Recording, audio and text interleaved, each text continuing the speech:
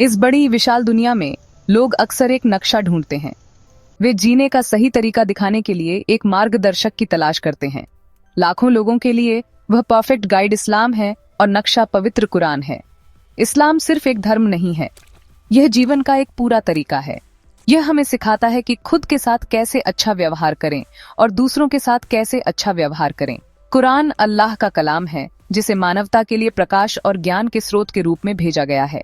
यह एक ऐसी किताब है जो हर व्यक्ति से हर समय में बात करती है, हमारी रोजमर्रा की समस्याओं का समाधान और हमारे दिलों को शांति प्रदान करती है। यह हमें अंधेरे से प्रकाश की ओर ले जाता है, हमें इस दुनिया और आखिरत में एक सुखी और सफल जीवन का मार्ग दिखाता है। इस्लाम की खूबसूरती इसकी सरलता और हमारे निर्माता के साथ इसके गहरे संबंध में निहित है। यह हमें याद दिलाता है कि हम इस यात्रा में अकेले नहीं हैं। अल्लाह हमेशा हमारे साथ है, हम पर नजर रखता है, हमें माफ करने और हमारा मार्गदर्शन करने के लिए तैयार है। कुरान उसका हमारे लिए खास पैगाम है। जब हम इसे पढ़ते हैं तो हम सीधे अल्लाह से बात कर रहे होते हैं। यह एक बुद्धिमान और प्यारे दोस्त की तरह है जो हमेशा सबसे अच्छी सलाह देता है। यह पवित्र किताब हमें जीवन में हमारे उद्देश्य के बारे में सिखाती है। ये बताती है कि हमें क्यों बनाया गया और हमारी जिम्मेदारियां क्या हैं। यह हमें तब उम्मीद देता है जब हम दुखी होते हैं और तब ताकत देता है जब हम कमजोर होते हैं, जिससे हमारा जीवन अधिक अर्थपूर्ण और उद्देश्य से भरा होता है। कल्पना कीजिए कि हर दिन यह जानते हुए उठना कि क्या सही है और क्या गलत। यह वह स्पष्टता है जो इस्लाम प्रदान करता है। ये एक शुद्ध और ईमानदार जीवन जीने के लिए स्पष्ट नियम निर्धारित करता है। ये नियम बोझ बनने के लिए नहीं है, ये हमें बचाने और हमारे समाज को बेहतर बनाने के लिए हैं। उदाहरण के लिए, इस्लाम हमें 1 अपने कारोबार में ईमानदार रहने, 2 अपने पड़ोसियों के प्रति दयालु रहने और 3 अपने माता पिता का सम्मान करने की शिक्षा देता है। ये सरल शिक्षाएं हैं, लेकिन इनका गहरा प्रभाव होता है। जब हम इनका पालन करते हैं तो हम विश्वास और प्रेम पर आधारित एक समुदाय का निर्माण करते हैं। कुरान इन शिक्षाओं की नींव है, मानवता के लिए मार्गदर्शन का एक शाश्वत स्रोत है।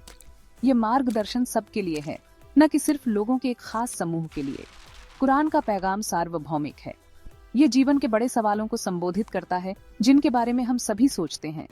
हम कौन हैं? हम कहां से आए? मरने के बाद क्या होता है? कुरान इन सवालों का खूबसूरती से स्पष्टता के साथ जवाब देता है, तलाश करने वाली आत्मा को शांति देता है। यह हमें अपने दिमाग का उपयोग करने, अपने आसपास की दुनिया को देखने और सूरज, चांद और सितारों में अल्लाह के निशान देखने के लिए प्रोत्साहित करता है। यह सोचने, मनन करने और अपने निर्माता के साथ एक मजबूत पर्सनल रिश्ता बनाने का निमंत्रण है, जो एक स्थिर और संतोषजनक जीवन का आधार बनता है। कुरान की शिक्षाएं बहुत विशाल और गहरी हैं, लेकिन वे एक सरल नींव पर बनी हैं। सबसे महत्वपूर्ण संदेश तौहीद है, अल्लाह की एकता में विश्वास। इसका मतलब है कि केवल एक ही ईश्वर है जिसने सब कुछ बनाया और जो हमारी सभी इबादत के लायक है। ये विश्वास हमें पैसे, शक्ति या लोगों की पूजा करने से मुक्त करता है। यह हमें विनम्र बनाता है, क्योंकि हम जानते हैं कि हमारे पास जो कुछ भी है वह अल्लाह से आया है।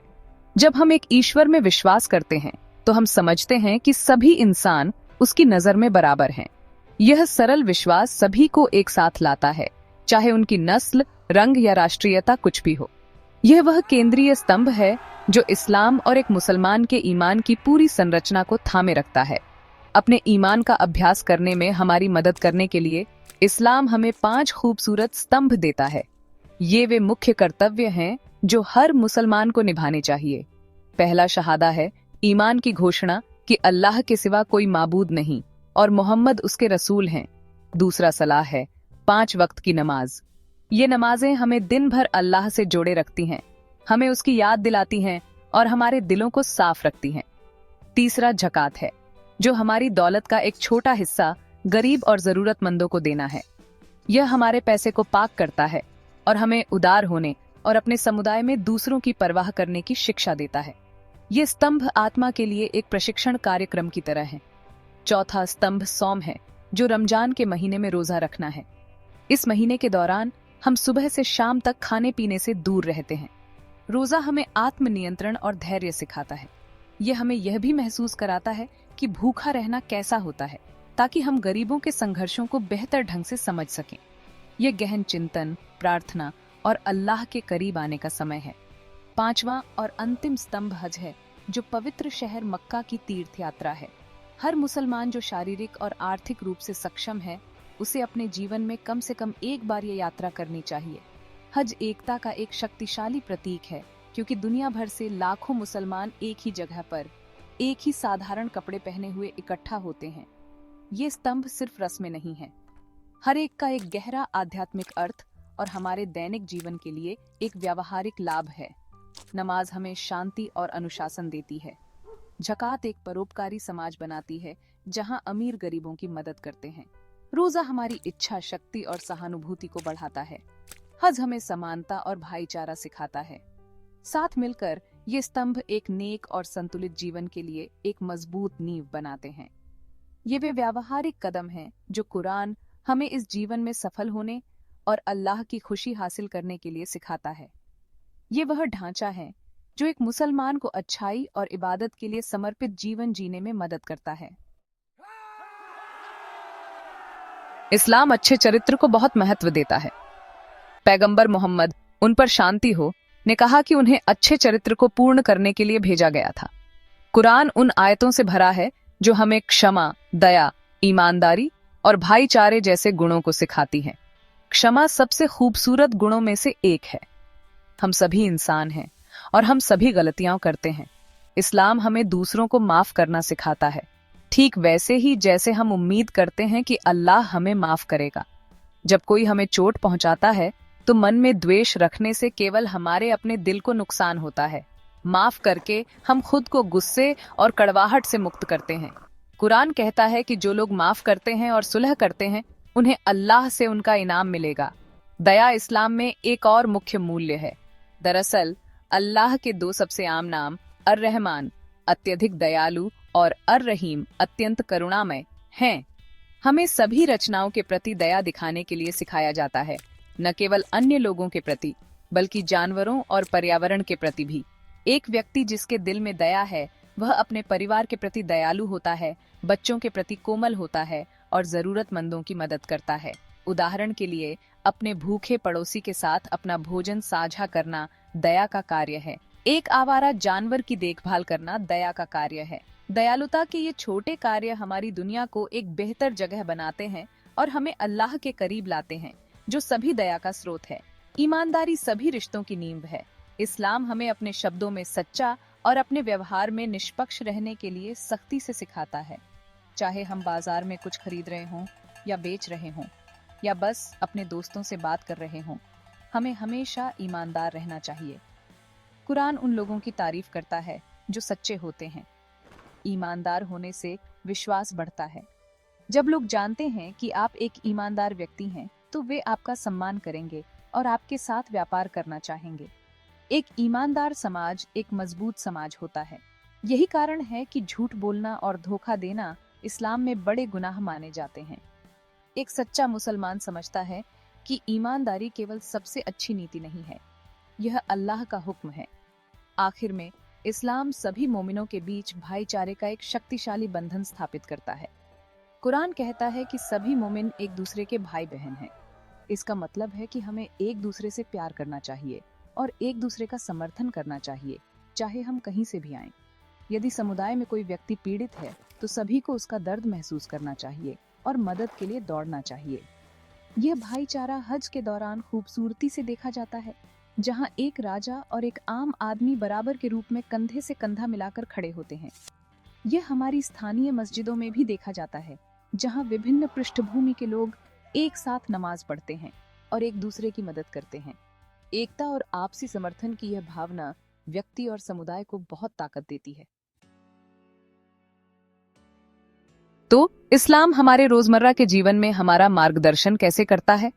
जवाब सरल है, ये हर चीज के लिए मार्गदर्शन प्रदान करता है।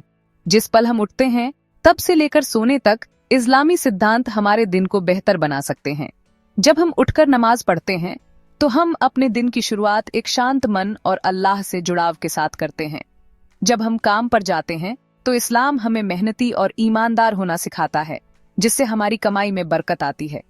जब हम अपने परिवार के साथ बातचीत करते हैं तो इस्लाम हमें प्यार करने वाला और सम्मान करने वाला होना सिखाता है। यहाँ तक कि छोटी छोटी बातें जैसे किसी पर मुस्कुराना भी सदका माना जाता है। इस्लाम हमारे साधारण दैनिक कार्यों को इबादत के कार्यों में बदल देता है। एक साधारण उदाहरण पर गौर करें। एक दुकानदार जो इस्लामी सिद्धांतों का पालन करता है वह अपने ग्राहकों को धोखा नहीं देगा। वह सही वजन देगा और उचित मूल्य लेगा, क्योंकि वह जानता है कि अल्लाह उसे देख रहा है। यह न केवल उसके व्यवसाय को लंबे समय में सफल बनाता है, बल्कि उसे अल्लाह से इनाम भी दिलाता है। इसी तरह एक छात्र जो इस्लाम का पालन करता है वह परीक्षा में नकल नहीं करेगा, वह कड़ी मेहनत करेगा, क्योंकि इस्लाम ज्ञान की खोज और ईमानदारी को महत्व देता है। यह समर्पण उन्हें अपने और अपने समुदाय के लिए एक बेहतर भविष्य बनाने में मदद करता है। इस तरह कुरान की शिक्षाएं केवल मस्जिद के लिए नहीं हैं, वे बाजार, क्लासरूम और घर के लिए हैं। आखिर में इस्लामी दृष्टिकोण से एक अच्छा और नेक जीवन क्या है? ये एक संतुलित जीवन है, एक ऐसा जीवन जहां हम अल्लाह के प्रति अपने कर्तव्यों और लोगों के प्रति अपने कर्तव्यों को पूरा करते हैं। यह दुनिया को छोड़कर अकेले रहने के बारे में नहीं है। यह दुनिया में रहने, अल्लाह द्वारा प्रदान की गई अच्छी चीजों का आनंद लेने, लेकिन हमेशा उसे याद रखने और उसके मार्गदर्शन का पालन करने के बारे में है। एक सफल व्यक्ति वह है जो अपने माता पिता के प्रति दयालु है, अपने व्यवहार में निष्पक्ष है, एक अच्छा पड़ोसी है और समाज का एक परोपकारी सदस्य है। वे दुनिया को एक बेहतर जगह बनाने के लिए काम करते हैं और वे मौत के बाद आने वाले जीवन के लिए तैयारी करते हैं। इसलिए एक वास्तव में सार्थक जीवन अल्लाह की इच्छा के प्रति समर्पण का जीवन है। इस्लाम शब्द का अर्थ ही समर्पण है। यह समर्पण कमजोरी नहीं है, यह शक्ति और शांति का अंतिम स्रोत है। जब हम अल्लाह की योजना पर भरोसा करते हैं और उस नक्शे के अनुसार जीते हैं जो उसने हमें दिया है, पवित्र कुरान, तो हमें सच्ची संतुष्टि मिलती है। हमारे दिल चिंता और डर से मुक्त हो जाते हैं। हम एक उद्देश्यपूर्ण जीवन जीते हैं, यह जानते हुए कि हम अपने निर्माता को खुश करने का प्रयास कर रहे हैं। यही एक सफल जीवन की परिभाषा है। ईमान, अच्छे कर्म और आंतरिक शांति का जीवन जो जन्नत के अंतिम इनाम की ओर ले जाता है।